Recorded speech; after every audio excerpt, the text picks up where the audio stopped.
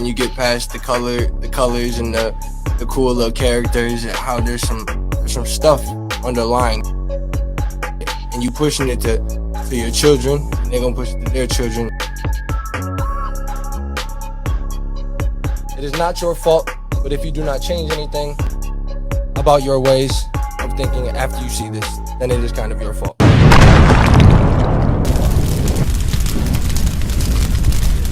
40 years he been in the conscious community, 35 plus, giving information to his people. See, do you understand the type of sacrifice?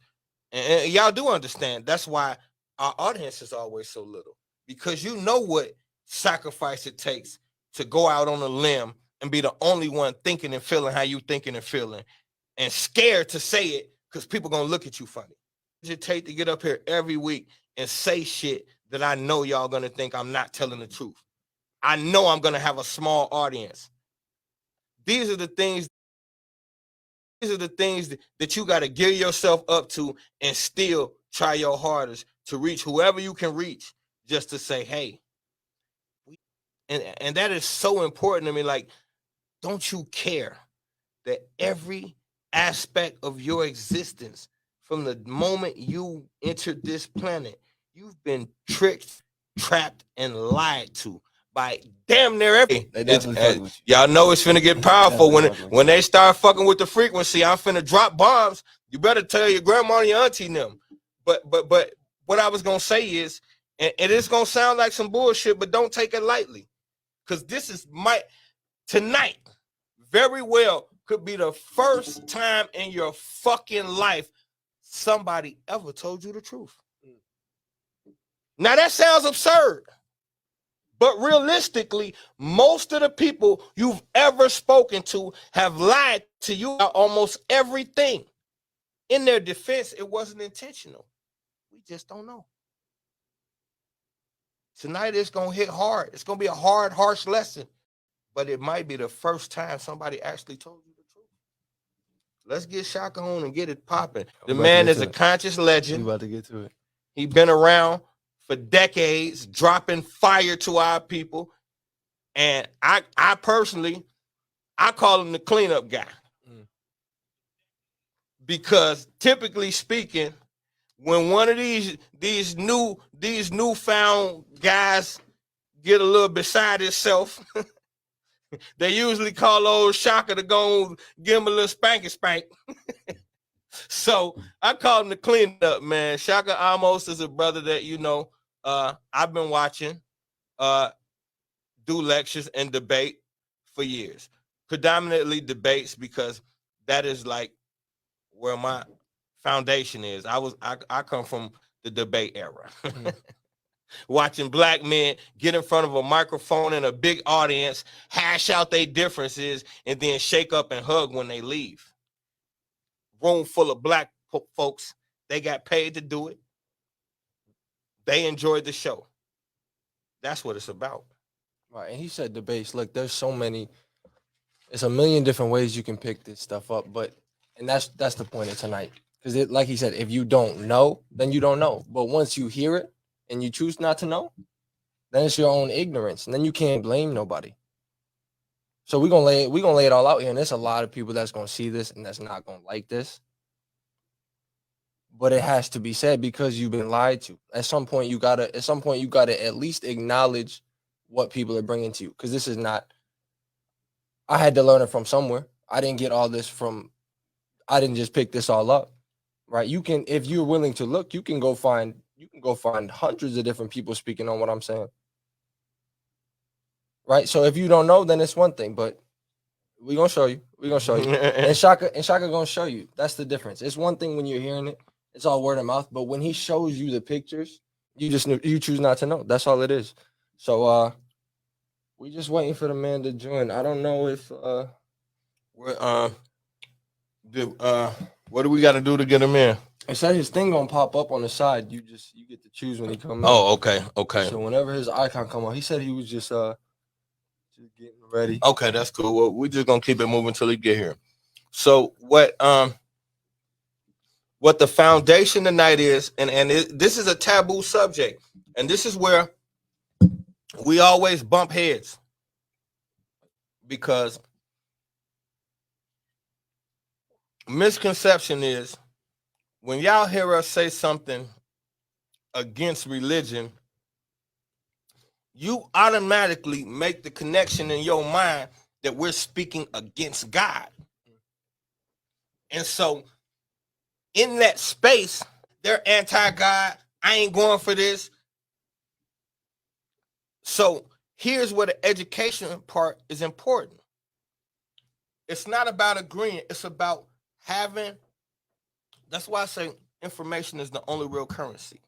If you don't know, you damn near just as good as being broke because you cannot acquire finance or currency without information.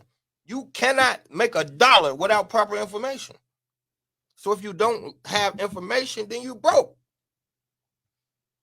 If I say I don't like religion, what you don't understand is that don't necessarily have a damn thing to do with God per se. Second of all, you don't really clear cut know what God is. All you have is a biblical understanding of God, which means in your mind, you've already accepted that the Bible is completely accurate. However, can you prove it? How you gonna tell me the Bible accurate? You ain't even read it. You ain't even read it all the way through. You say you gotta know the scriptures. You gotta read the scriptures word for word. You gotta feel it. You gotta interpret. You gotta know the word of God, the spirit of God. You ain't. I can go to your Bible quicker than you. I can tell you your flaws in your Bible more than you could tell me the good parts about it. And I know that there's things that you can learn. Like I said, there's someone can learn from this that never thought they would. You can learn from anything, right? So there's good principles and stuff that comes out of the Bible. There's good community guidelines that come out of the Bible, but you don't even know where it came from. You don't know the origins of it. You don't know that it's layered. You don't know the historical meanings of any of these layers, right? So you falling in love with a fallacy and stories, and that shapes your whole reality. Yes. So when someone brings this to you, it's really hard to comprehend. I get that, but you have to at least acknowledge it, and that's for every race. That's not this is not just for Black people. We are aiming to help melanated people that are lost, but everybody can learn from this. There's something that you can take from it because like he said, you've never been told any of this. What Granny told you, she told you because she heard it from Granny. Right. And what right, Granny right. told her, she heard From from Granny and they were slaves. Right. So at some point, man, we gotta wake up, and that's all this is. And that's the coldest part right there, son. Granny learned it from Granny, and Granny learned it from Granny, just like he told you. And so we can't hold. We're not upset with Granny and them for doing the best they could to keep us safe. When you watch your husband get tied to a horse and pulled from 4 different directions, or beat bloody and left to die in the sun with his wounds sizzling, when master sexually violates your husband in front of you and your child, in front of everyone, and leave him there bleeding out of his body parts, that's a clear-cut message that maybe I need to do something to make sure that don't happen to my fucking son. And if Jesus is the way to make sure that my son never end up like my husband, then this is where we end up at. So you can't be mad at Granny for doing what they understood to do at that moment. But it's reality check time. You got your understanding of God from your slave master. And there ain't no way around that. We're looking for all these fancy ways to tap dance around that. But the reality is there is no way around it. Your entire understanding of religion, God, Jesus, that whole kit and caboodle, Israelites, all of that came from your master. When you gonna challenge it? That's all I'm saying. Don't listen to me. Let's assume me and my son, we talk about hogwash. Nothing. There's nothing here for you. Fine, that's cool. On a personal note, let me just ask you, when do you personally plan on addressing the lies that came from this oppressive ass governmental society? As a person, whether you white, black, I don't care what your race is, when do you plan on, as a man or woman, waking up one day and saying, you know what? It's evident that this country has repeatedly lied to all of us. I'm going to take a stand. When do you plan on doing that, and how you plan on doing it? And that's where we get stuck at. It's easier for you to say, you wrong, because in your mind, that's action, challenging me. But to challenge whatever you feel is wrong, maybe you disagree with what I think is wrong, but you know something is wrong with this world. What's your take on it? What are you going to do? Because otherwise, we just talk. We got to start finding ways to become active and take action. It doesn't have to be monumental in the beginning, but the entire purpose is to, I thought everybody is on some make this a better world type of shit. Well, you don't make this a better world by just going to work and vacationing twice a year and shit. That's what people do. Mm-hmm. That's your contribution to the world. You go to work, stay out of trouble, raise your kids well, save some money, get them insurance. One day you die, and then they do it all over again. And in the meantime, every once in a while you go to church and thank Jesus for what you got. And in your mind, you didn't do anything wrong. And people will say at your funeral, he or she lived a great life. He or she, in my opinion, didn't do shit with their life. Because you're not here to just exist. If you weren't supposed to address the problems in this world, you would not have been born in this world. We do realize there are other worlds, right? They're not ready for that. They're not ready for that. So I got into a bill with my boys like that last night. These are two, I can't even call them Christians. They're two kids that are like I was 2 to 3 years ago, just confused. Right. Because you came up in a house full of, and it's okay that you came up in a house full of white people. I did too. I got a black side and I got a white side. It happens. But getting stuck in that for so long and then not being able to look the other way, that's a different thing. Right? So we got into this build and they had a lot of good questions. We weren't even about to do it for that long. We ended up for going about 2 hours. Right? And they had questions of like he just said, you don't even know there's other worlds. Like that's so far past where we are right now. It's all spookism. See, you got a God that sits up on clouds somewhere, you don't know where. But we're spooky. Yeah. See how, and we're saying everything in their temples, they were talking about what we're talking about, but I mean, it was way more advanced, obviously, but in a general sense, and we're spooky. You don't know your historical origins, all right? So that's just where we're gonna start, right? That's the starting point, and then we can get into the other worlds, and we can we can get into melanated species before a couple thousand years ago. We can start talking about the millions when y'all are ready. All right, so but we just gonna start. We gonna have a starting point, and since Easter just came up, that's where we gonna hit home tonight. We're gonna hit home on all your holidays that you celebrate that you don't understand. Your Christmas that you love, but if I tell you to go Google Santa Claus, what is little elf slaves, you're not gonna have no words. Ooh, Santa Claus. See, y'all robbing and pillaging. That's where we're gonna hit home tonight. We're gonna hit home on all your holidays that you celebrate that you don't understand. Your Christmas that you love, but if I tell you to go Google Santa Claus, what is little elf slaves, you're not gonna have no words. Ooh, Santa Claus. See, y'all robbing and pillaging and stealing for toys that originated off of the Pope and little black slaves. This is just a whole weird little process. But so we're gonna start there. We're gonna start with the holidays. All right, and we're gonna tie it in with religion. We're gonna give y'all some background, but we're gonna hit home when Shaka hop up in here. We gonna hit home. We're gonna have some presentations for y'all.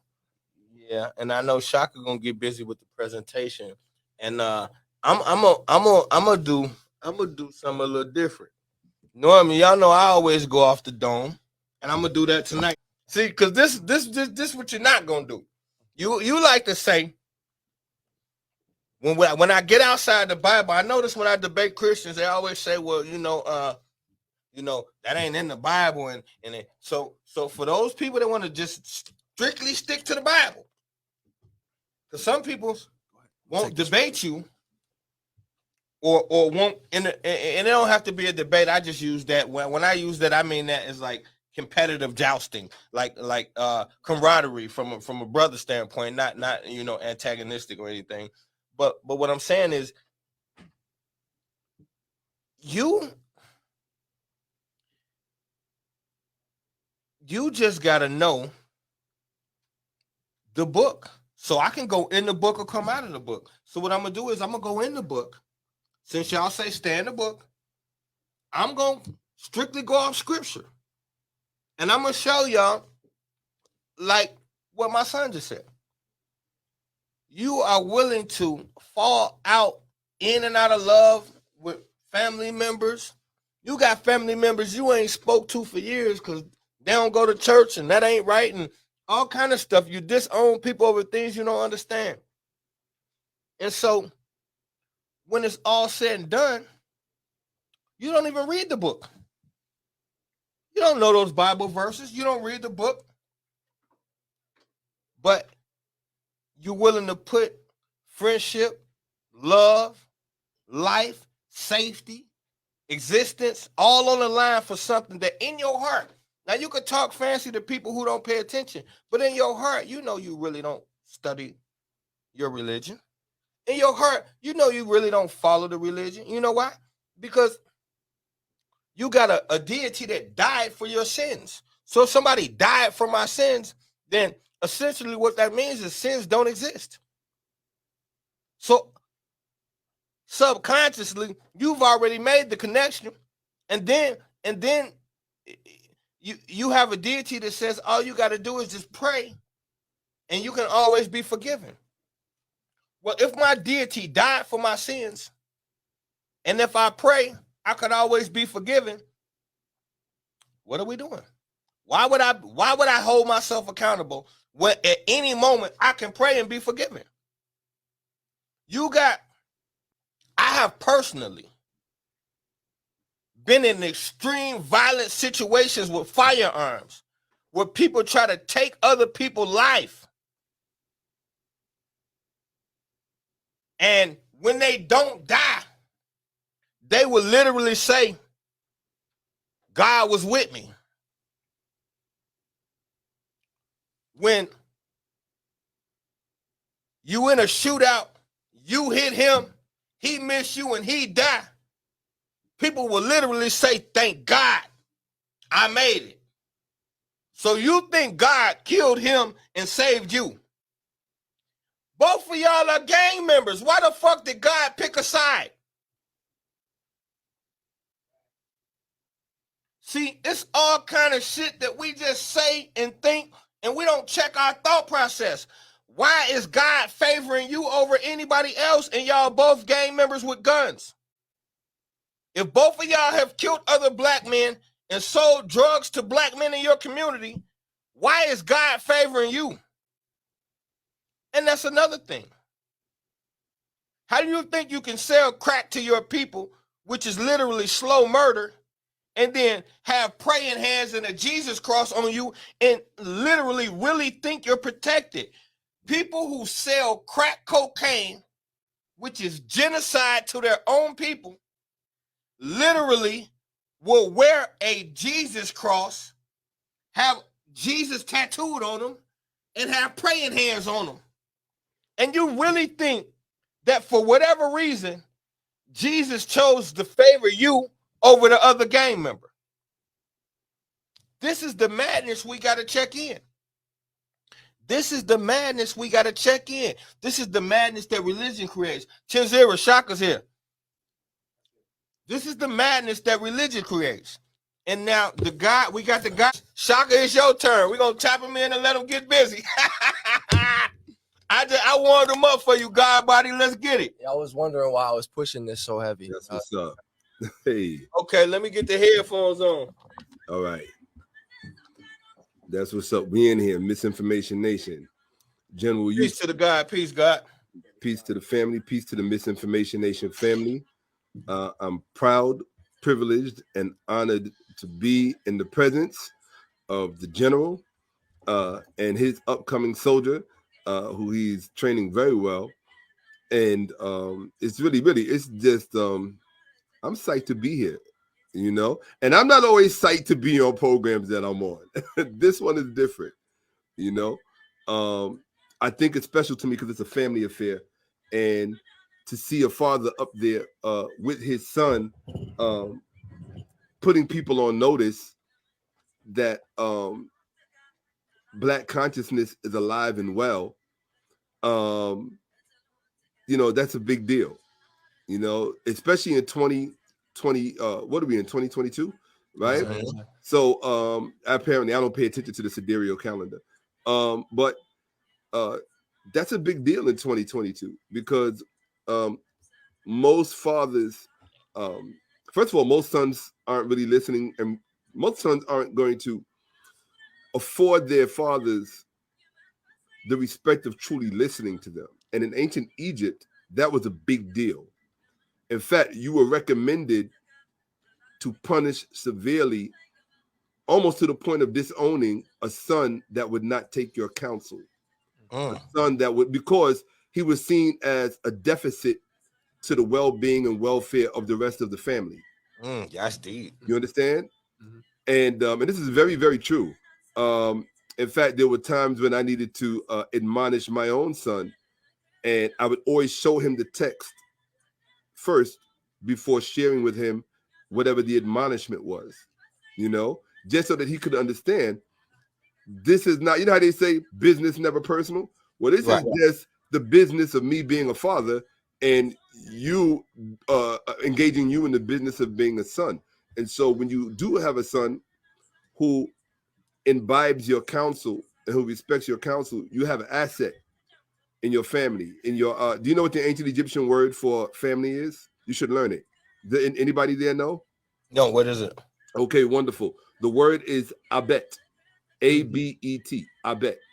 So, and I was telling Chinzera Malcolm when we were having our private discourse during our session, a lot of times words aren't real for me until I hear them in the language of ancient Kemet, or what's called Eden Kemet, the speech of Kemet, the word, the language of ancient Egypt, if you will. Once I hear it in that language, then it's real for me. And so when I think of the word, when I think of family, I think of the term that is used in ancient Egypt, in ancient Kemet, and that term is abet. Okay, and the term for father is iti, right? So when you think about that, if you need I forgot what it's called, but if you need something to remind you of that, what is the father's primary responsibility? To make sure his family eats. So you think iti, right? Iti. So so that's the word for father, and the word for son is sa.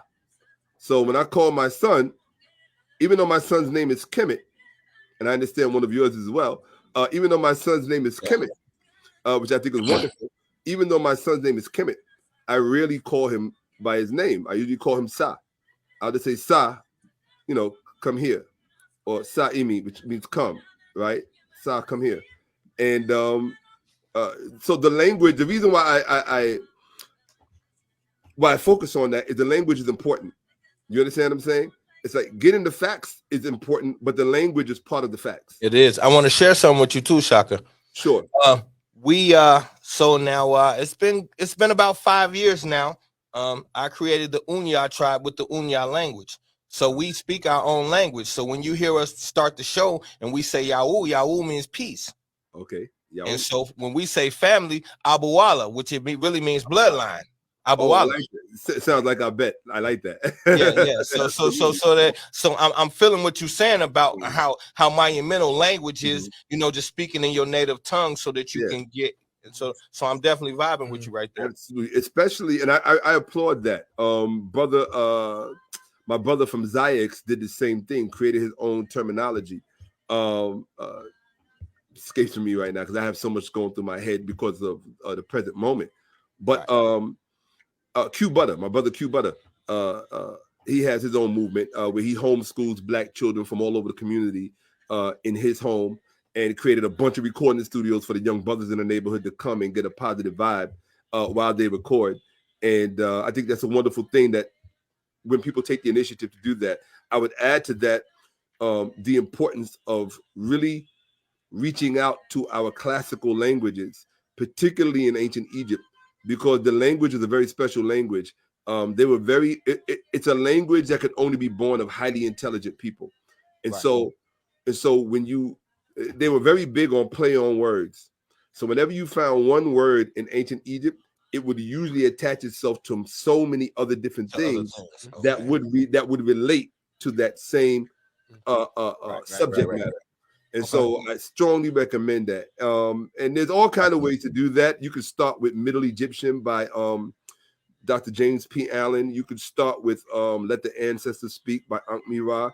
Or the best one I think to start with would be the one by Seba Raketi Amen, which is Meja Wafa, Learn to Speak. That's gonna be dope. Shaka like a walking thesaurus. That's absolutely dope. Absolutely. Well, like I already told you, brother, you have 100% access to the vault. Like, it's no questions asked. All you got to do is just hit that phone and be like, or just send Youngin and be like, just like I need that, just like I need that, and I want it on a list itemized. That's dope, bro. We appreciate that too. Yeah, absolutely. All right, brother. Now that we got you here, I want you to give a little background, just a little bit on some of the schools of thought you came up through, some of the ideology, some of the teachers, that you came up under. Right, sure thing. So most people who know my pedigree, if you will, and it's not just mine, it's my siblings as well, my brother, my sisters. We grew up literally within the midst and under such luminaries from our community, such as Dr. Joseph Ben Yakinen, Dr. Ben, Dr. John Henrik Clark, who else? Dr. Leonard Jeffries, Professor James Small. The list really goes on and on and on. We literally grew up in that community as members of First World Alliance here in Harlem, and as well as ASCAC, the Association for the Studies of Classical African Civilizations, as well as, this is as a young person, as a young, and I'm not cutting you off, brother. I want you to just explain to people why this matters. Explain to college kids, explain to adults, explain to a Christian, just in a quick sense why this is important, because they don't know Dr. Ben, they don't know any of this. Like, wow, it's so crazy. Not nobody, but for a large majority of people that are going to see this, they don't know this. So why does it matter in 2020? Just in a general sense, you know what I'm saying? Okay, well, in 2022, it matters because the further away you move from any given occasion, the more distance the meaning of that occasion becomes to you. So there's more distance between you and the occasion, and the various occasions that brought about these sacred communities. That's what we refer to them, as sacred communities. The things that brought them about are still relevant today, especially if you're a college student. Especially today, if you're a college student. Here's why. The terrain of the universities, the terrain of college curriculums and things of that nature, they have not really in any way moved towards helping Black people to find their center, their cultural, historical, and intellectual center, right? That's not what these curriculums are designed for. If anything, they're designed to move you further away from. And what ends up happening is that you end up being graduated into the world just even more disenfranchised from yourself before you started college than after. And that's because you've been through an indoctrination process through whatever means. Somebody made a joke. I was watching a comedian, we're all familiar with him, Bill Maher, and he said something that was very relevant. He was basically talking about cancel culture and the difference between then and now. So he was talking about a comedian named George Carlin. And George Carlin was a very free-spirited and free-tongued white comedian. And some people would call him liberal to the extreme. And his comedy was the critique of the system, always, and of people as well, people who are just blind and live life blindly. And he would always highlight the stupidity and ignorance of basically just the world at large, but particularly whatever generation was watching him, because he was paid. It's called social commentary. And what Bill Maher said was that George Carlin used to always say, man, I'd rather do the college circuit. I'd rather do the college circuit where I can just go and be myself, where I can just go and share ideas and I don't have to worry about what I say. Because at the time, the university setting was a place where thinking was really encouraged, not ideology. Today, that's different. Part of the reason that that's different is because many of the sources that underwrite the curriculums of these universities are highly ideologized. And that's what I was going to say. That's the difference. Right. They're very political. So the university of the 1960s and the 1970s is no longer the university setting in the West, particularly in America. And so the university settings today are more, they're agenda driven. And when I say agenda driven, I'm talking about, with all due respect, from sources where you would never even imagine. People have no idea what role the pharmaceutical industry plays curricula throughout hallowed halls of higher learning. Like, they really have no idea. They're the reason why so-called safe spaces are perpetuated for so-called marginalized groups. I mean, whether you're talking about transsexual, homosexual, or all of these different what I call pseudo ideologies. And I say pseudo ideologies because they have people literally defining only one aspect of themselves as their whole identity. Right. Now, you're telling me that how you choose to have sex is going to determine everything else about you in the world, and that's how I got to relate to you, and that's how I got to relate to you because of your sexual preference. yeah, that's silly, right? And argue about real things that are really things that were way above their head before they got to college, and things that will remain way above their head even after they're gone. And so, which is really sad. Intellectuals have found out, and this is really commonplace for intellectuals. Many of them had to leave college and leave the university setting in order to be introduced to higher learning. And that's unfortunate. It's just, but it's the way it is. So we're just talking about things the way they are. Whether they're unfortunate or not is, if you work for the pharmaceutical industry, it's not unfortunate. It's very fortunate, because you're going to get a lot more happy customers when they come to get their ovaries taken out and have a phallus grafted onto them, and hormone therapy and all this other crazy stuff that basically generates lots and lots of money for various communities while it bleeds dry other communities. So in any event, it's very important to get acquainted with the background and the backdrop of history. In fact, this is what I tell people. Most people, unfortunately, and this is really unfortunate, most people, especially young college individuals, the average person comes out of an intellectual vacuum. And so the most significant platform from where they're getting their knowledge and their information by the time they get to college is usually from the television or their local community, their families, and their families are no better off than they are. Their family members are usually no better off than they are when it comes to knowledge, real knowledge, well-grounded knowledge. And so because of that, they're really at a deficit. So by the time you get to college, you're just trying to really, you're not really there to learn. You're there to be trained. You're there for training so that you can get a job, right? It's a job, whereas college and university has not always been about a job, right? I mean, if you're going to be in debt for the rest of your life to pay back these tuitions, these insane tuitions, the least you should do is really get something out of it. And getting something out of it where I'm concerned is, you know, make yourself acquainted with the planet that you live on. And one of the best ways to do that, one of the most meaningful ways to do that, one of the most, here's a good word, one of the most insightful ways to do that is by the study of history. And what most people don't realize is that most people are like, oh, I don't like history. Oh, I hate history. Well, that's because of the way it's taught, particularly at the university setting. But you gave it the best point when you said, make yourself acquainted with the planet that you live on. Like, there's no other better way to put it. You don't have to care about anything else. Like, you live here.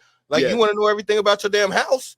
Right. You live here. You were born here for a reason, for a purpose. You should know why. So I like that. I think and both those things go together, right? You said the planet and the what did you just say? I'm drawing a blank. He said get acquainted with the planet. Okay. Yeah, get acquainted with the planet and what you was talking about, right? That's what we're doing here. We're bridging the gap. Okay. So it's gonna be stuff you've never heard before, and it's gonna be the history, right? Oh, absolutely. Like you said, we don't like history. We don't like to get acquainted with history. It's boring. Right. But if you don't know who you were, how are you gonna know who you're supposed to be? What you are. Chinzera, I wanted to say this though, and this is really important that people understand. What I want people to understand is that your dislike of history is by design. It's set up that way for you to be disinterested in it. And one part of the reason for that is that, and historically conscious people are not easily manipulated. Okay, and it makes the job harder for people who would like to exploit the masses. And so one of the things that there's an old saying that I like, when people say don't study history but arm yourself with history. And why do I say arm yourself? The implication is that knowledge is a weapon. Knowledge is power, right? And well, you let's put it like this: knowledge is power, and any power can be weaponized. And it could be weaponized in your interest, or it could be weaponized against you. And usually it's a little bit of both. So the onus is on you to be responsible for your own welfare and well-being by arming yourself with knowledge, empowering yourself with knowledge, and then weaponizing it on your own behalf. And when I say weaponizing it, it doesn't have to mean, doesn't necessarily mean I'm talking about violence, but I am talking about advancing your own welfare and well-being, advancing your own agenda. And so if you go to military.com, which is for those people who study war, and I highly recommend you study war. Why? Because war is one of the most prolific activities on this planet, and every aspect of it affects almost every aspect of life. And one of the things that you will find on military.com is it's for basically people like that study war colleges, things of that nature. It says, when you are going through officer school or to become a real bona fide military luminary, if you will, they say that and it's in the second paragraph, all soldiers must study history. All soldiers must study history. All military enthusiasts must study history. It's like, and some of the best historians I've ever heard are military historians. So one of the things that I often do, and I recommend this for Chinzera, just so he gets a better understanding of the world, on YouTube, you have war colleges that have lectures. You should watch them every so often. Why? Just because you're not accustomed to it. The more you expose your brain and your mind to things that you are not accustomed to, the more opportunity your mind has to be stimulated by thoughts and conversation you would not normally otherwise get.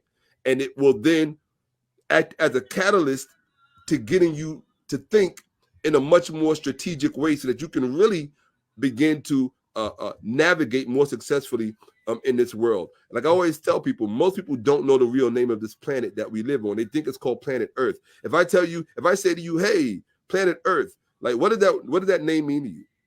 It means nothing. It's just Earth. What does Earth mean? You know, we know it has a meaning. We know it probably comes out of the Greek or some Semitic term, right? Or some Greco-Semitic term, or maybe even Indo-European or Germanic, right? I haven't looked at it. But the point of the matter is that it doesn't really say anything about this planet. It doesn't say anything about it. Like when you use certain words about other things, in the word, there's something descriptive about the subject matter. There's nothing descriptive about this planet in the word Earth, at least not for those of us who speak English or who think in English and communicate in English. So I tell people all the time, if you really want to know the name of this planet, the real name of this planet, just look in any language that you love and just find the word for war. And there you will find the real name for this planet.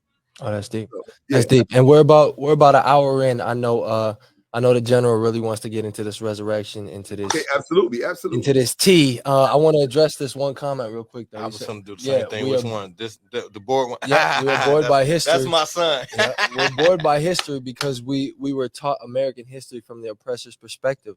But the issue is we are not doing anything outside of that. If your kid comes home, you're supposed to ask him when he gets home, what did y'all learn today? That's right. All right, we learned about wars in America. All right, well, so we got to spend the next 3 hours teaching the opposite of what you just learned in school because it was whitewashed and that teacher lied to you a lot. So we got to go connect these dots and we got to go figure out the real information. Right. Not only that, people have to, but I think Black people have to really start to think a little bit more responsibly, which is something that we don't really enjoy doing. And that's just being quite honest. As a group, we haven't been cultivated to think more responsibly about real basic things. So I'll give you an example. In my opinion, it's not the school's job to, with all due respect, it's not, if you know the function of a school, which is basically to serve the state, it is not, there's nothing that serves the state by teaching Black people the truth about their history. So to look to the schools to teach our communities and our children about our history and our culture and our legacies, I think is irresponsible, and it's a very juvenile way of thinking. It's a very naive way of thinking. Whereas if you look at, and I always use this particular community as a marker, right, as an emblematic marker. If you look at the Jewish community, you better believe those children are learning their history and their culture at home. At home. And it's built into their daily lives. It's built into the structure of their very schedule. Can you say that about your children? That your culture and your intellectual legacy is built into their very daily schedule. You understand? There's a key difference. And so when you talk about groups competing, one of the reasons that Black people are fighting figuratively with both hands tied behind their back is because their minds are tied up. Their minds are so tied up by things like popular media, by their relationship to time, which is very dysfunctional and very disenfranchised. So Black people have a lot of work to do. And one of the worst things that we can do is to browbeat, if you will, or to speak derisively about those of us who are really trying to help restore that disconnect. Because when I tell you that Black people as a group, we suffer from a disconnect that is severe. It's very, very severe. That's what we were just talking about before we got in here. I said, you can go share it and you can say in the description, I don't even necessarily agree with this, but at least just put the word out.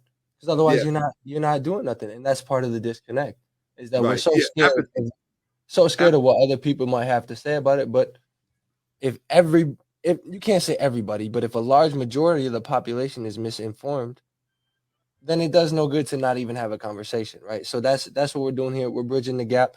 And I'm gonna let the general start off because I want him to give some of his premises on the holidays, but just a general sense of some of the fallacies, some of the common fallacies that we find in holidays, and some of the stuff that we think we know that we're celebrating, but on the back end, it's really not not too good, especially not for Black people.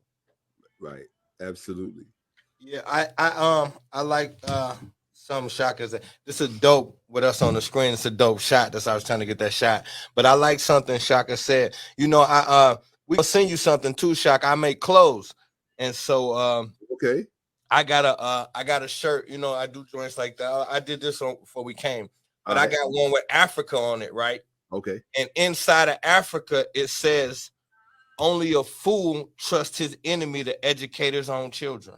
Facts. So just off of what you just said, like we're kidding ourselves, expecting our children to go to the enemy's camp and get some good education. Like we still don't believe that this is war. Every day you wake up, this is war. You wake up into a battlefield every day. This is just because you get to play video games and fornicate, that you wake up in a war zone every day of your existence, because this planet is at war. So, Yuti, can I respond to that? Because that's very important. I was saying earlier, and I didn't finish my thought. But that was only because my mind is jumping all over the place. But there's a term that the average young Black person, whether at the college level or not, is not really familiar with. And the term is intellectual warfare. And because they don't understand intellectual warfare, they therefore don't understand what's at stake every day. Right. Every day of their life. They don't understand what the trophy is, and they don't understand what the consequences are. But they're Black like us. They Black like us. They Black like us. But just because they Black like us, or as the old folk, as the saying goes, all skin folk ain't kinfolk. So a lot of it has to do with character and rules. Like I'm really big on character and rules. And one of the things that can really cause a breach between myself and another person is a violation of those two things: characters, one or the other, or both, character and rules. And when Black people can get on the same page and in lockstep about character and rules as it pertains to various things, that's when you will really begin to see progress in our various communities. I think there's a lot of progress being made, but one of the biggest drawbacks or hurdles, if you will, or challenges to Black people is they really don't know. We really don't know just how much we really don't know. And I think that to me, that is the big, you ever heard the saying, the big elephant in the room? To me, that's the blue whale in the room, right? You talk about a pink elephant. I'm talking about a blue whale, the largest creature on the planet, right? That's the blue whale in the room, that Black people don't know just how much there is that they don't know. And the sad part is, just because you don't know something, well, first of all, if you don't know something, you can't care about. You can't care about what you don't know. Right. That's number one. And that's why it is important to learn and get knowledge, because once you know about something, then you can make the decision about whether or not if you want to care about it. But if you're not even given the opportunity to know about something, you're twice lost, because you can't even make the decision that this is something you want to care about, pursue, cultivate, and learn about. So you're just out of you're not even, forget about being out of the game, you're not even in the stadium. Right. You understand what I'm saying? And Black people, our people, our communities are so, they're marginalized. They're marginalized twice. They're marginalized by the dominant culture, which is Western white culture, but then they're marginalized from within by us, because we're so concerned with everything else other than what we should be concerned about. And it's not for me to tell people what they need to be concerned about. I've made my choices. I chose to restore my mind as to the best of my ability to its former potential and former state. And I felt that in order to do that in a very meaningful and grounded way, that to be historically illiterate, what did Malcolm X say? He said, of all subjects, history is most qualified to reward all research.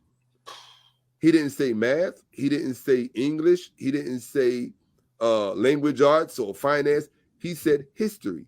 He said, of all subjects, history is most qualified to reward all research. Go check out his speech, message to the grassroots.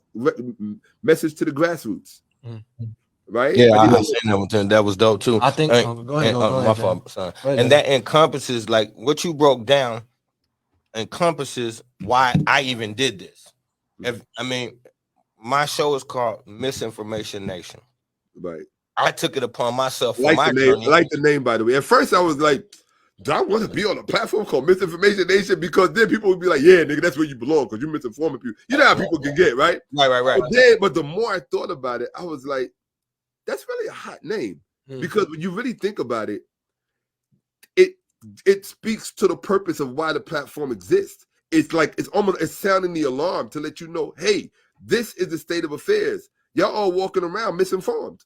Everybody, like the whole generation, intergenerationally misinformed. So yeah, shout out to the podcast and the name. I really like it took about half a day to go on because the more I thought about it, it's called what's the old saying? It's called the crack in the ice effect. Like once you put that little crack in the ice and then it starts to travel throughout the ice. Right. That's what it did to me. So that's how you know you got something good. I think that's the perfect segue. The like we were saying before, if you don't know, then you don't know. But once it's brought to you, then it's only ignorance. All right. So I want to ask the general how we're talking about the resurrection. We're talking about holidays, and when I go to the mom side of the family, it's a tree. There's Christmas presents. I haven't had Christmas with Pop since Madden 2010 on the PS2. Shakka, I cut it off a long time ago, baby. On the PlayStation 2. I remember it. I remember the day everything because it was the last day. After that, it just was deaded. So I want to start with him. He's gonna kick it to you, Shakka. But where did it start for you that there was like, there's something not right about this? You know what's crazy? I have to do this because when we get into this conscious thing, we had a tendency to get a little arrogant. So like it's levels of consciousness. Yes. So when you pass that entry level consciousness, you kind of forget about it, and then you get more into the deep stuff, and you get dropping sources, and you kind of forget about how you stepped into it. So very true. What really two things did it for me. The first thing that kicked the door open was I don't know if you remember this, Shakka. Remember when the blood sacrifice joint came out some years back? They had a thing that went viral. It was called Blood Sacrifice, and they was talking about the rituals in hip hop that they that kind of opened the door for me to know that there's some weird shit going on. You know what I mean? And then followed up like a year or two after that. Tariq Nasheed came with the Hidden Colors thing. Right. And that was the first time I was face to face with Jesus not real. Oh wow. But it wasn't so much for that. It was that the way that you guys was talking about it was like, duh. It wasn't that you were saying Jesus wasn't real. It was that you were saying, are you kidding me? You still on that level of thought? It was that type of thing. That's true. That is. And once I got into that space and I got the feeling, I hate to be Johnny come lately in anything. You know what I mean? So when I found out that not only is it Jesus ain't real, it's like you should have been knew that. Right. And before you go, Shakka, he said he said this before because Pop's done a lot of traveling. So he said that there's a lot of places he'll go to when he's with our people, and it's like this is common conversation. Like, no, y'all still talking about the Bible, but then you go to some places and it's bad. Like it's bad. So go ahead. Right here in America, you just think about the Bible Belt. When you talk about, especially, I think the worst ones are the middle of the road, successful Black Americans, many of whom are celebrities, many of whom are newscasters, many who graduate from HBCUs, come from the good homes, they have nice homes, they have the nuclear family and all of that. When it comes to things of historical nature, they are still so brainwashed and so miseducated about world history even as it relates to being people, particularly as it relates to being people of African descent. So this past Sunday, which was the Christian celebration of Easter, as I didn't even know, because I don't pay attention to dates. I'm seeing all of these memes on Facebook with "He is risen, He is risen, happy or hallelujah, He is risen." And I'm like, what is this? Like, what is that? Like, what's going on?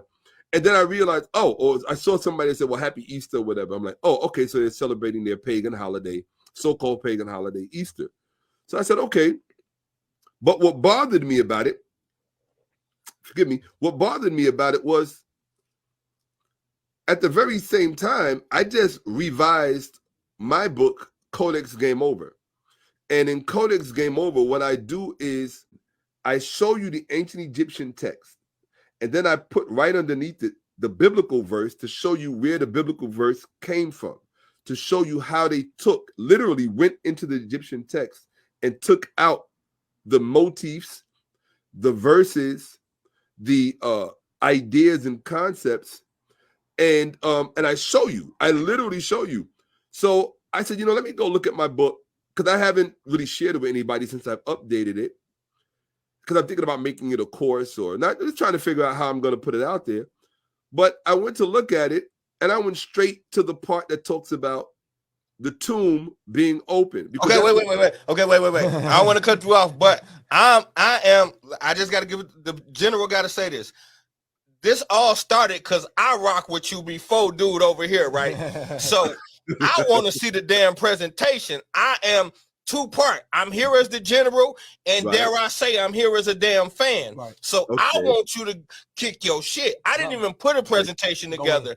I want to Okay. see you do Go your in. thing, and then I'm gonna, because I did the resurrection 2 years in a row, and Okay. I got one I'm gonna send you. It's fucking hilarious. I think you're gonna like it. But I want to just, when you done, then I just piggyback. But I want to watch you do your thing, We bro. need them bombs. We need them bombs. Okay. Hold on one Hey, sleep second. here, Let me, Shaka. Need you. Yeah, get your presentation popping, man. Matter of fact, General finna go to the bathroom while you keying up, so I don't miss nothing. all right, cool. Let me see. No. Well, it won't take me long to get there at all. I had to tell him Oh, after after we had that one build for like 4 hours. I was like, "Shot got some of them details and dates on you, but as far as your time, like your ideologies of the timeline, you pretty close." So he definitely, I know he's waiting on this one. My idea. What do you mean with respect to the timelines? What We do you was mean talking about, we was going in. Shock. We had, remember the day we went in for like 4 hours, and I was telling them about your we went to Origins of Man. We went to Oh, Easter. right. You know what I'm Yeah, saying? yeah. So just along that thought process, I was like, yeah, you had, you know what I'm saying, you was on point. But Oh, as far as your father being on point. Mhm. Yeah, absolutely. No question. It's a lot of the information is it's revisitable, right? So you can know what you know about it, but when you get a different perspective on it as time goes on, you just know more about it, right? There are many things that I knew about in my journey of studying that I didn't realize I really didn't know as much about it as I should. So I had to go back and revisit. I still go back and revisit, because you never know what is the salient point that needs to be addressed in today's present time. What is the thing that people need to really see and know? So you got to go back. You know how many times I've had to go back to my studies on Ethiopia, because Ethiopia is kind of complicated, or rather complex. Not complicated, but complex. So we do a shout out to Black Wisconsin. That's anybody and everybody in Black Wisconsin. Shout out to you. And for those of you who are watching that are not Black, because one of the things that I've learned is that in the marketplace of ideas, quite often people don't really give a damn about your color. They care more about what can they get from you if you're teaching, if you're learning. What can you tell me that nobody else can tell me? And the reason I say that is because, with all due respect, I think one of the things, I wish somebody would ask me, Shock, in all the years you've been doing this, what has blown your mind the most? Okay, so I'll tell you, right? The thing that has blown my mind the most, well, one of the things is how many white people watch me. I mean, like all over the world, and don't get enough, Like, I mean, like they support, that's why I said, Yuti, General, with all due respect, you're a Black Panther, but don't be surprised if a lot of the people who really fuck with you end up not looking like you. I'll say my pro-Black will never be anti-white. That's it, right? I mean, don't get me wrong. Now, I don't, me personally, I don't take it that far because I could be anti-white in a heartbeat. But it all depends on what we're talking about. Why? Because Black people, just like white people, or let me say that in reverse, white people, just like Black people, have an unhealthy, what I consider to be an unhealthy, harmful ethos. And if you're not aware of it, it can bite you in the ass at the most. Can I say ass? You can say whatever you want. Green light. Here we go. Yeah. You ain't seen the general's lectures yet. You got green light. I did watch stuff actually, but yeah, if you're not aware of some of these harmful things about what I like to just say, just to put in white history, then it's the same thing of not being aware about harmful things in Black history. If you're not aware of harmful things in Black history, white history, Asian history, any one of these things, that's what do they say? It's not history always repeats itself. It's ignorance of history can cause you to repeat its mistakes. Exactly. Error. Yes, sir. Yes, That's sir. the actual saying. Ignorance of history can cause you to repeat its mistakes and its errors. And so, and history don't really give a damn about your color. It's study the mistakes. Study the mistakes as well as the successes. And the thing that fascinates me the most about studying history, and I had to explain this to my mother who lives in Africa, who resides in Africa, and I explained this to her about 2 days ago. I said to her that the thing that fascinates me the most about history is that it's like a study of the human mind over a very expansive amount of time. So you get to see why people do the things they do. You get to see motives, and you get to understand the world a lot better, because there's another old saying, the more things change, the more they stay the same. There's another old saying, there's nothing new under the sun. So if these two things are true, the only thing that the study of history is going to do is give you a broader, more insightful vision of reality today. So that's all history. History and information, like you just said. He was talking about pro-Black can't be anti-white. You said it can't go that far, but your information, I don't think it was polite. I think it was you said it on a live. You said your perception and your beliefs cannot determine the information. The information has got to shape your perception and your beliefs. You know what I'm saying? So if you don't know that Black people had white slaves first, then you're already off on the wrong foot. You see what I'm saying? Yeah. So it just well it said. goes. I had to tell that to my boy last night, because he said if Black people are superior and we've been here for how many thousands of years longer, then what's with the slavery? Why are we still oppressed? I said, well, we oppressed them first. You don't even know that though. So that's true. You got to do some more digging before we can have an actual conversation about this. That's very true. We did oppress them first, and it's something that a lot of Black people are uncomfortable with. A lot of Black people are very uncomfortable with the idea that Black people enslaved white people first. Hold on. I said, hold up. Wait a minute. Something ain't right. They're uncomfortable talking about it. They're uncomfortable. They're just uncomfortable with the idea of it, because it turns what I call their American Negro-ness upside down. And to me, if you talk about that, we're not going to get reparations. I think that's stupid. I don't think one has anything to do with the other. I think that you just have to be real, because I'm a realist. So you have to be real about both, but you also have to be historically literate enough to articulate at length and to a respectable extent about both, so that, number one, what you're saying can carry currency with whoever's on the other end of you. You should be able to speak about it in such a way that, okay, you don't believe me? Here's a verifiable source. Read Herodotus, right? Read Plutarch. Read, and my whole thing is this. It's not always so important to me whether or not if something is true or not. I think what's more important in a literary culture is, did you know that this was written about? That's more important. Now, the truth of the matter, or the veracity of it, is something you can determine on your own, because different people are going to come to a different conclusion. but you at least reserve, and here's my beef, you at least reserve the right to know. And when you have people who preclude you, and most of the time we preclude ourselves. Ain't nobody stopping you from picking up a book. Ain't nobody stopping you from going to a library. Ain't nobody stopping you from reading a 1st century manuscript, a third century BCE manuscript. Nobody's stopping you from research. So, you know, you can't walk around life as a victim saying, oh my God, everybody's trying to keep me stupid. No, the person keeping you stupid is the person in the mirror.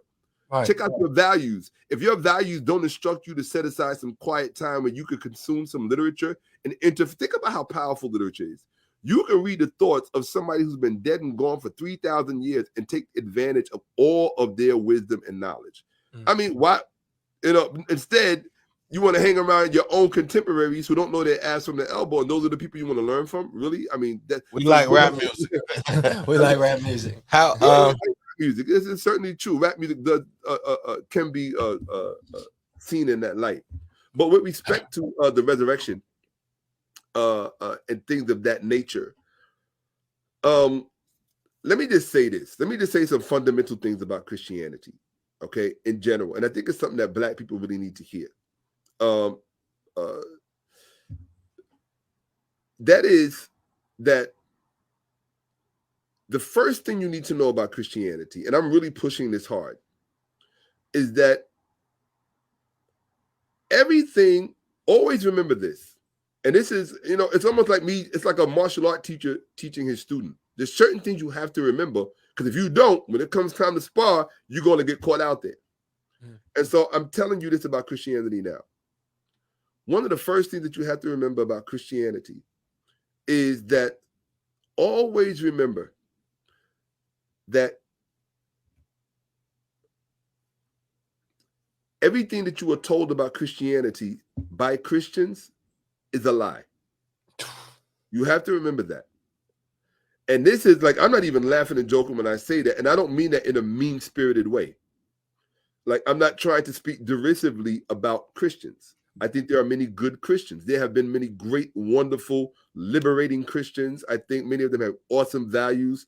I think that Christianity has some wonderful values in it. Some. That's not what I'm talking about. What I'm talking about is history. And what you will find is that the biggest liars in the Christian milieu are not the pastors. The pastors, with all due respect, the pastors are too stupid to lie intelligently. That's just being honest. The pastors across the length and breadth of the United States of America and everywhere else, they are too uneducated and miseducated to lie intelligently about Christianity. So they will just avoid the subject altogether or just preach. That's what they do. They preach. They give homilies. They just sound, they're basically rappers. They rap for Jesus, right? Religious rappers, literally. They're rappers. They rap for Jesus every Sunday, right? If people pay for the concert. But, and there's nothing wrong with that. If that's what you want to do, that's fine. But what you'll find is that the biggest liars in the milieu of Christianity are the Christian scholars. And the term itself is an oxymoron. The fact that you could call someone a Christian and call them a scholar at the same, or call them a Christian scholar in the same breath, it's an oxymoron. You can't have the two. And let me give you an example of what I'm talking about. So there's no scholarship when it comes to Christianity. We're going just off belief. No, that's not what I'm saying. There's a lot of scholarship when it comes to Christianity. Okay. What I am saying is this. Let me ask you a question.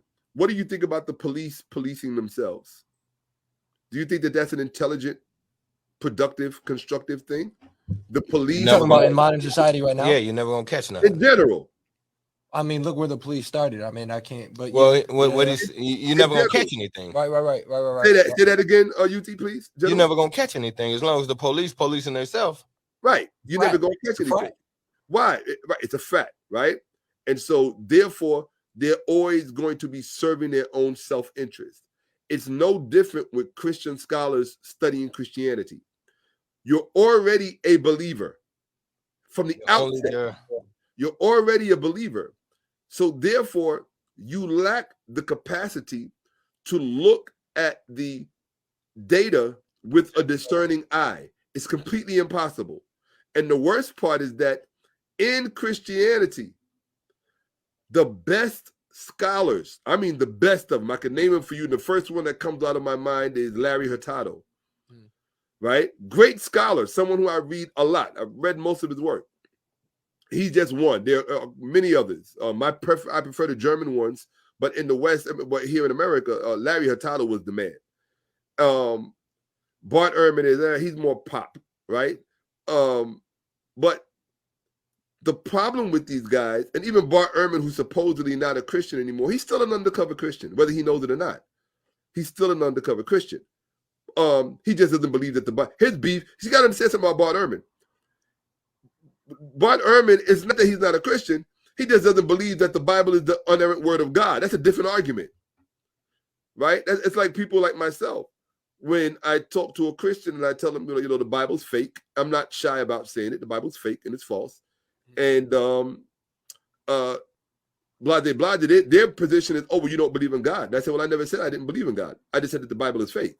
And that's the same thing we were saying at the beginning of that. We don't believe in right? God, but you don't even know what God is. The problem is that you're giving the Bible a monopoly on defining God, and God pre-exists the Bible by a long time. A whole lot of things pre-exist the Bible by a long time.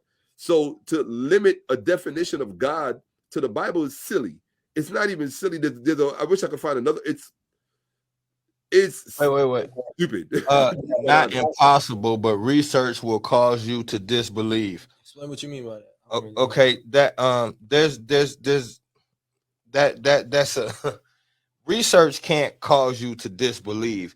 What research does is exposes the nonsense. It exposes the lies and inconsistencies. That's what research does. But there's nothing wrong with that statement that research will cause you to disbelieve. Who said that that's a bad thing? If it's a truth, then let's embrace it.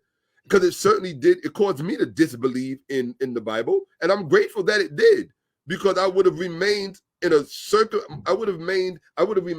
circumscribed, prescriptive way of thinking that is not grounded in history. You understand what I'm saying? Not only is it not grounded in history, but it is a line of thinking that entreats you to deceive yourself. You understand what I'm saying? I'm going to show you something right now. Chinzera, I don't know if you have access to another computer in front of you where you can just look up a word. I just want you to look up a word, one word, right? And if we're going, and now since we're talking about history, right, and we're going off of this, we're talking about history, where history meets religion. So the foundational base of this religion is the coming to the planet and the dying on the cross of the Lord and Savior Jesus Christ. So for this religion to stand historically, coming to the planet and dying for the sins of, and being crucified on the cross and then resurrected in 3 days. We have to be able to historically prove this. We can't just say it. We can't just believe it. We have to historically be able to say this fits here. Can we do that, Shakka? You said can we do that? Can we historically prove the resurrection? Okay. No, you cannot. If you could historically prove it, you wouldn't need faith. You'd have the actual fact to supplement the place of faith. You understand what I'm saying?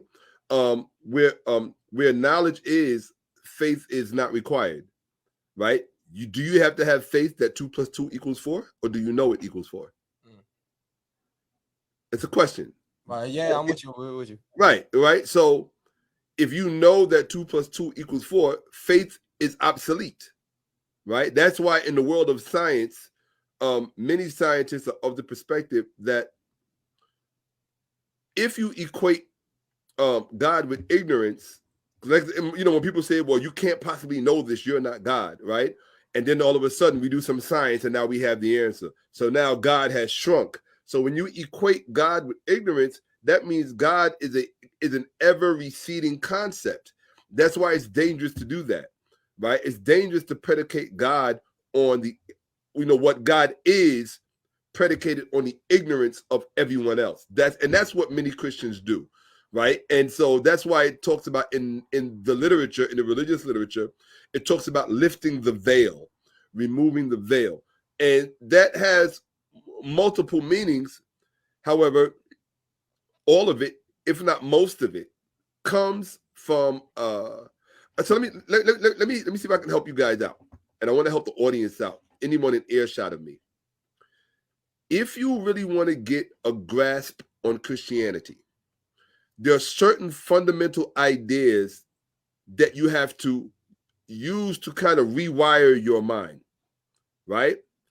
And so part of the problem is if you go to see a movie, right? I don't know, Django Unchained or the new Matrix, I don't know, right?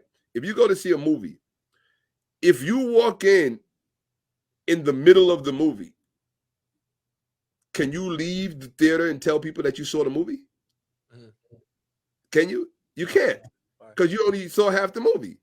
So you don't know what led up to what part, what led up to, you just seeing like the last hour and a half, and so you didn't see the movie, right? You have to go back and watch it from the beginning. The problem with Christianity is that most people are told the story from a disadvantageous point in time, right? They like to take you to the 1st century CE. He's born in Bethlehem and all of the time, the whole narrative, right? So that is not how you tell the story of Christianity. Why? Because if you tell the story like that, so this is one of the most important things I've discovered, and this is in relation to what I'm saying right now. When you begin to study this stuff, the further back you go, you're going to come into a fork in the road. Okay? Let me see if I put this here. You're going to come to a fork in the road. You're either going to go this way or you're going to go this way, right? So the further back you study, when you get to a certain point in studying the history of Christianity, you're going to either be led into the Bible or you're going to be led down the historical record. If you're led into the Bible, then you are going to confuse the mythological origins of Christianity with the historical origin of Christianity. The historical origin of Christianity has very little to do with the mythological story, with the mythological beginnings of Christianity. But Christians are they're a devious bunch. What they did was they took their mythological history and they grafted it on to the historical record. That was the role of the early church fathers, right? And particularly the church historian Eusebius in the 4th century CE. That's what they did. They took their mythological narrative and how did they do it? You have to learn the language. They did it by control of literature. They had a hegemony on literature for a very long time. That was literally how they took control, right? Once you understand, they took control by taking control of the book industry. Christianity is all about the book industry. It is about nothing else. If you try to make Christianity about anything else other than the book industry, the first thing that it tells me is you don't know the history of the book industry. And if you don't know the history of the book industry, anybody will be able to come and tell you anything about anything, particularly as it pertains to religion and in particularly Christianity. So the first thing, say it again. No, I said the Gutenberg, the printing press. Right. Well, so no. See, I'm glad you said that. The book industry. In fact, I spoke about this on my last presentation. The book industry. I read a little passage called "The Evolution of the Bookstore." Right, the evolution of the bookstore, and if you don't understand the evolution of the bookstore, you won't understand how the Bible came about. So just to help your listeners out, the first bookstores on planet Earth, okay? The first bookstores on planet Earth were in Africa, in the Upper Nile region, in a place called Egypt. We got that much so far? Mm-hmm. Okay. What I'm actually doing is pulling it up so I don't have to wing it, and that way your audience can have the opportunity to see for themselves. Are you saying that the Bible wasn't the first book? Of course not. Of course not. Is that what we're saying here? No. Well, of course not. And that's interesting because as I think I mentioned to you before, great, I have it right here. In fact, why don't we share our screen so you can let the audience see this? How do we screen share? Let me see. How do you It's that share right there. Right? I'm see if it lets me. Right in the Yeah, middle. it's gonna. I can share my screen. Hold on 1 second. Share So I'm gonna he's share gonna my screen. I think he's finna Oh, flip you it. should be able to see it from there. Okay. All right, tell me if you can see my screen. Yeah, I can bring that one up. There we go. Can you see it? Yeah, we got it up. All right, great. So this is an article that I read for my audience. Most people don't know it exists. They've never heard of this article before. And that's why I said, it's the importance of being able to teach people things that they've never seen, show people things they've never seen before so that they can learn things that they didn't know. So this article is called The Evolution of the Bookstore, and it's by H.H. Manchester. And the interesting thing about it is that it's published in The Bookman, a review of books in life, volume 47, which was a journal that was published by Leland Stanford Junior University. And the thing that makes that interesting, or rather it came out of their archives. The thing that makes it interesting is that is the original college around which Stanford University was built and founded upon. Mm-hmm. So when you think about Stanford University, one of the top universities in the world, this comes out of their seminary institution. So it's an important article. So let's take a quick look at it, right? It says, the first fact that we come across in the evolution of the bookstore is remarkably significant. It is that the earliest known books were byproducts of religion. There is no doubt that the first recognized bookstores, you hear that word, bookstore? Mm-hmm. The first recognized bookstores were the Egyptian temples, and the publishers, their priests and scribes. So you're talking about bookstores and publishers in Africa at a period when white people didn't know what a book was. Okay, so then what do you say for the people that say, okay, that would just mean black people wrote it? Black people, Jesus has to be black, God has to be black. No. Well, how can I put it? I'll tell you well, what. He at least had to be Middle Eastern. Well, I'll tell you what. Let's get through some of these highlights real fast, and then we'll touch on it. Go ahead. Do your thing. Right? So here we go. It says here, the first books. So it's about the very first books, right? It says key word, three words. The first books. So the first books was not Curious George. It was not See Spot Run. It was not See Jane Kick the Ball. The first books were written to enable the spirit of the departed to gather itself together after death, to pass safely through all the dangers of the other world, and to what? Go forth by day. So that's why the name of their main book is called The Book of Coming Forth by Day. And it also continues, 1 second, because this is really important. So it says right here, it requires but a moment's analysis to discover that we have here all the elements of a publication and book selling system. Why is that important? That's important because when you're taught to think of ancient Africa, you're not taught to think of book and publishing or publishing and book selling industries and systems. But this is what was going on in ancient Africa. In ancient Africa, in the Upper Nile region, or rather in the region of Upper Egypt, in the Upper Nile, this is what was going on. And this is at a time when white people had no alphabet.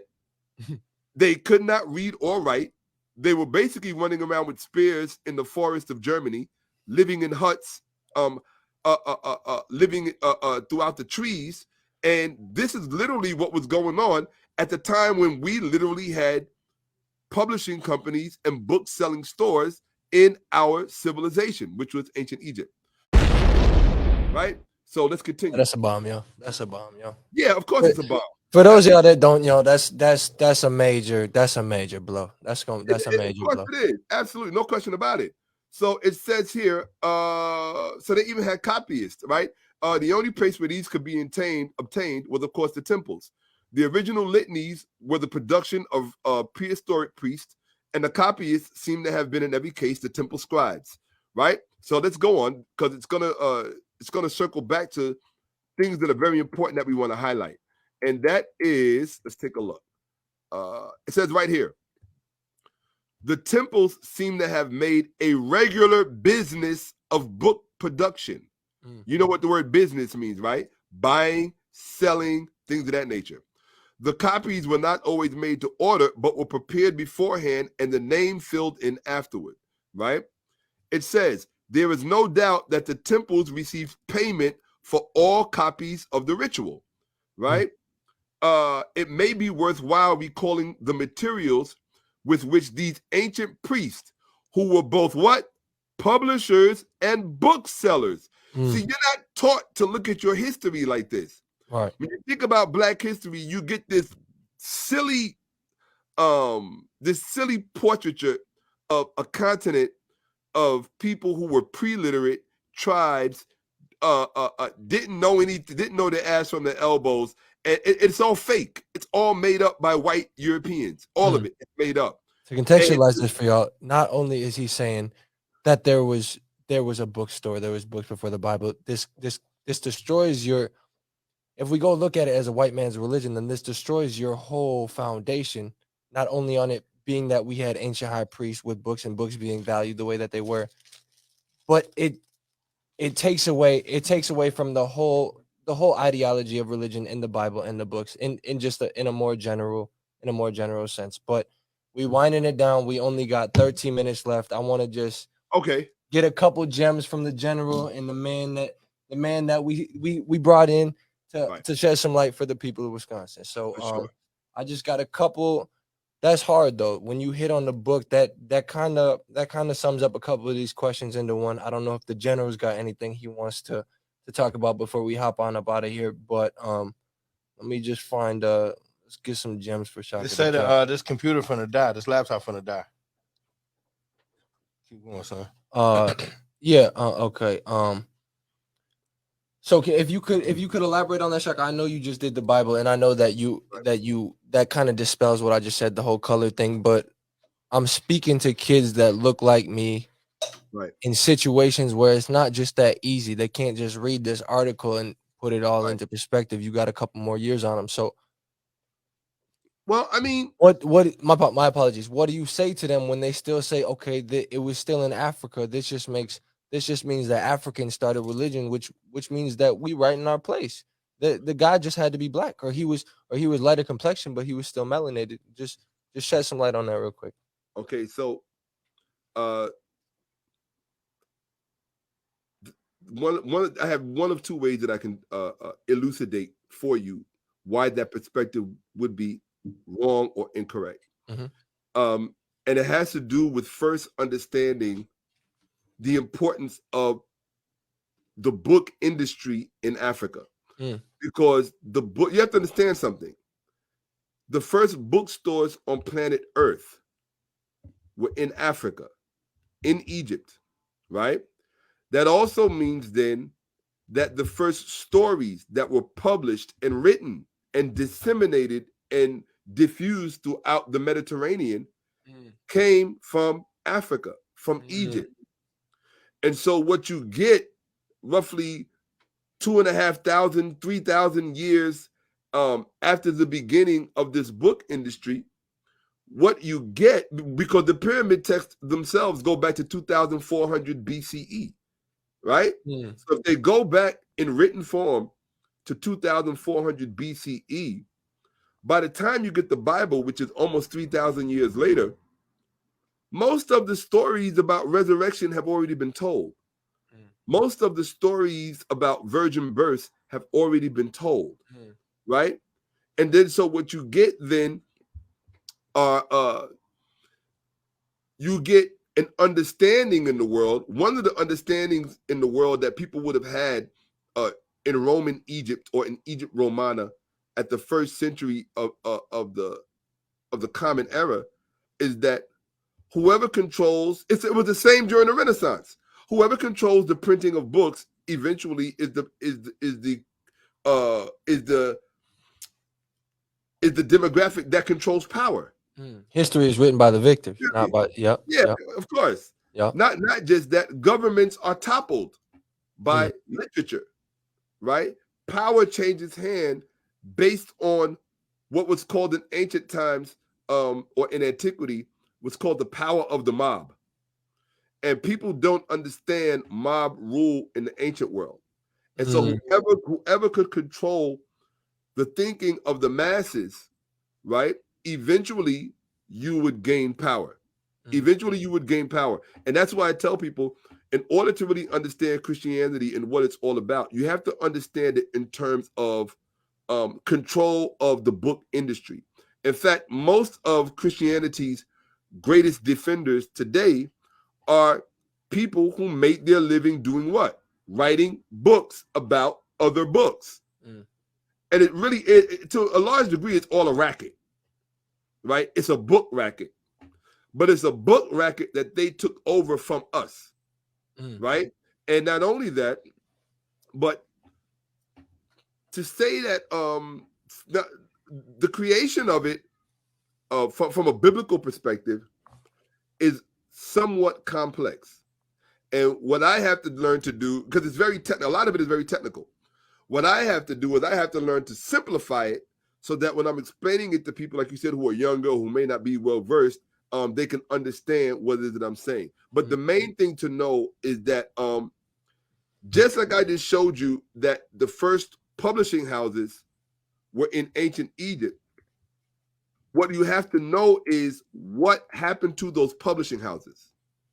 Once you learn the story of what happened to those publishing houses, you will then know where the Bible came from.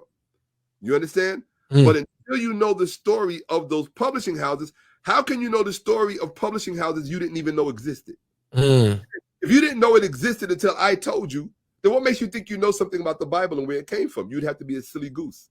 You understand what I'm saying? So this is what I mean when I say that the Black people are really challenged by not knowing just how much they really don't know. That's what I meant by that. Like, it's much larger than you think. The things that you don't know could fill up 2 other planets. And that's the problem. Go ahead, General. Go ahead, General. And I could even say, like, to the question that you asked, what about the kid that says, well, okay, so that just means God is Black, and okay, I'm gonna go with that. That does just mean God is Black. All the information that Shaka just gave you, if you want to reach the conclusion that religion really was created by Black people in Africa, and that God really is Black, and that all those characters in that Bible would have had to be Black, if that's the conclusion you reach, I'm okay with that. Now, I'm going to say you got to keep going past there, because the route ends with melanation is God. Well, I wouldn't be comfortable with the fact that saying all the characters in the Bible were Black. I wouldn't be comfortable with that. This is something people are very uncomfortable talking about as well. A lot of what the Bible is about, believe it or not, whether you're dealing with the Old Testament or the New Testament, a lot of it is about what they're calling trans ethnicity. I just call it admixture or race mixing, right? If you want to call it that, to put it in colloquial terms. The Bible is really all about race mixing as an ideology. That is an uncomfortable truth that many people are not prepared to talk about when it comes to these religions. If you look at, I did a presentation on Whoopi Goldberg's comments about the Jews and Hitler and all of that stuff when she got in trouble. And what I tried to show for people, not tried to, but what I documented for people was the actual history of the Israelites.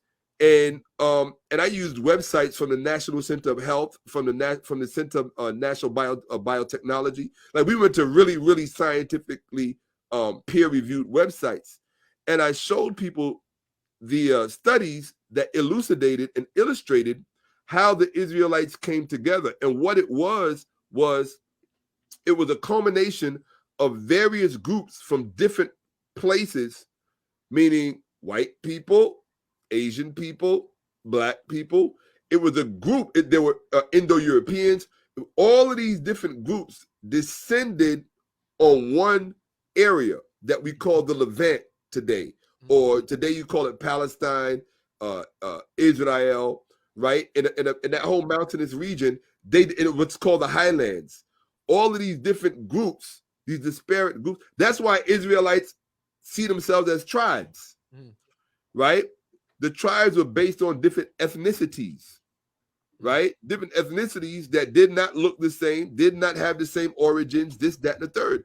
And so what the Bible did was it gave them a mythological beginning so that it could provide explanation for their differences. Now, they don't talk about these differences explicitly in the Bible, but a lot of it is coded. But it's not really that hard to figure out, especially when you know the actual history and science behind the origin of the Israelite community. It was an exercise in what's called miscegenation to a very large degree, or race mixing, right? And that's really what it was. And Christianity literally repeated the exact same thing. Literally repeated the exact same thing by the creation of Christianity. What they did was they benefited from what we would think of today as centralization, right? So by putting the focus on Jesus, who were the first people that are empowered by putting this focus on Jesus? The first people who are empowered are the priesthood of Jesus. Whoever sets themselves up as the priesthood of Jesus are the first people who are going to be empowered by this new religion. And it's no different. And the reason people don't understand this is because they don't understand the concept of a temple economy. Always remember, the most truest thing ever said on planet Earth was said by Method Man when he said, cash moves everything around me. And if you don't understand the history of cash, and if you don't understand the history of money, you really will not understand the origin of these religions, where they come from, and how and why they were created. But a lot of it had to do with money and power. So again, the very first people who were empowered by the establishment of this Jesus literature, not following Jesus. Don't get caught up in people following Jesus. That is the mythological narrative. If you go in that direction, you're going to get lost. You have to remember that Christianity is a textual religion. It comes out of a text. Right? If you take away the New Testament, there's no Christianity. Christianity disappears. All right, brother. Therein, and so forth and so on. We could build all day long. I know. I'm sorry, brother. I know we got to get you back for a part 2. People gonna want to see a part 2. Trust me. I'm gonna let the general close out. My big thing here, I'm working for everybody, but I really want to hit kids like me that are really struggling, kind of lost with this whole religion thing, this whole perception, everything. So if you could, I know you've gone in just in the last little closeout before I let the general do his thing.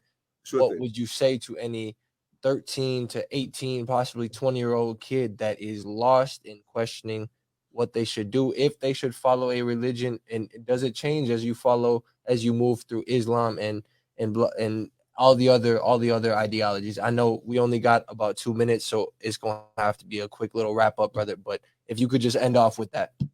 Okay. The first thing I'll say is that all of the religions are fake.